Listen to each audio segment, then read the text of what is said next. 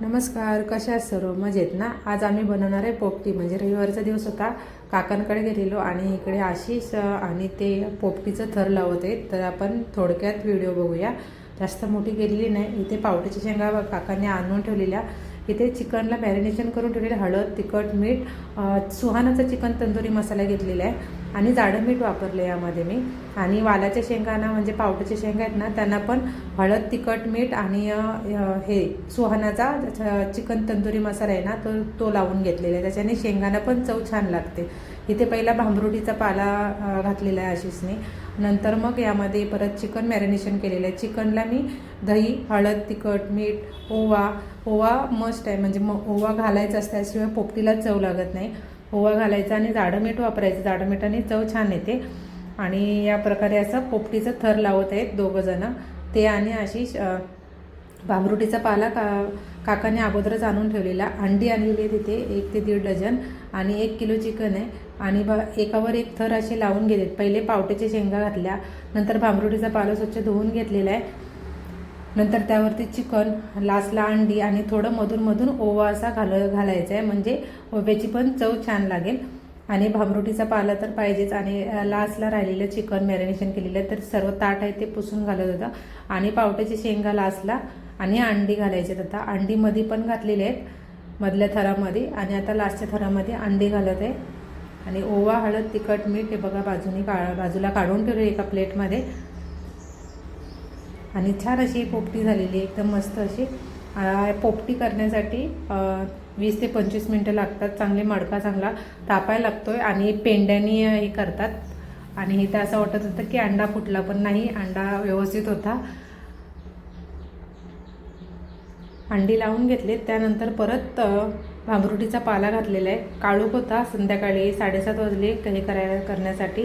आणि इथं पॅक करून घेते, म्हणजे पोपटी खाली हे व्हायला नको, निघायला नको म्हणून. तर काठीच्या साह्याने अशीच इथे पॅक करून घेते. त्यानंतर सिल्वर फॉईल पेपर आहे, तर त्यांनी पॅक केलेलं आहे मडक्याचं तोंड, कारण आपल्याला मडका उपडी ठेवायचे. आणि ते काका, गौरव हे करत होते पोपटी हे करण्यासाठी, लावण्यासाठी. इथे सर्व पालापाचोला घातलेला आहे आणि लाकडं वगैरे घातलेले आहेत.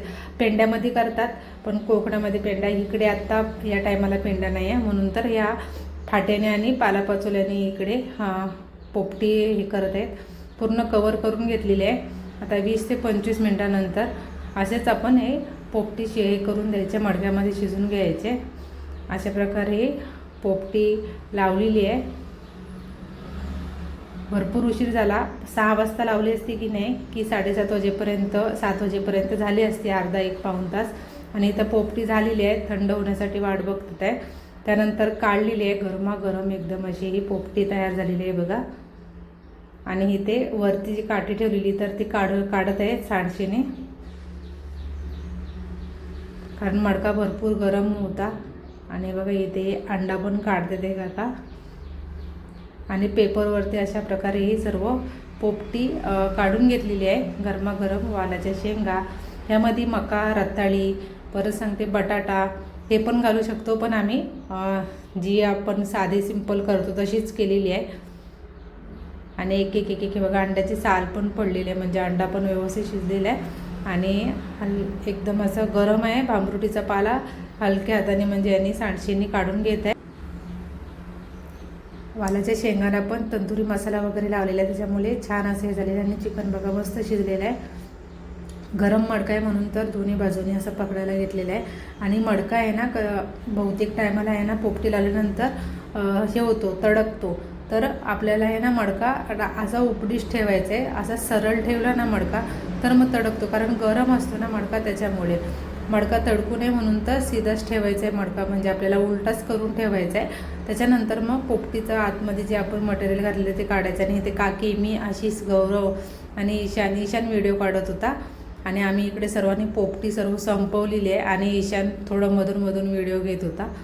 आणि काकी काय खात नाहीत, म्हणून तर काकी आपल्या सलाड घेऊन बसलेल्या. आणि आम्ही इथे सर्वजणांनी पोपटी संपवलेली आहे. आणि इथं हा डॉगी आहे, आणि अशाच प्रकारे महाड रायगड जिल्ह्यातली फेमस अशी पोपटी आम्ही यावर्षी केलेली आहे आणि छान असा आस्वाद घेतलेला आहे. थँक्यू काका. आणि मस्त झालेली पोपटी. नेक्स्ट टाईम परत करूया.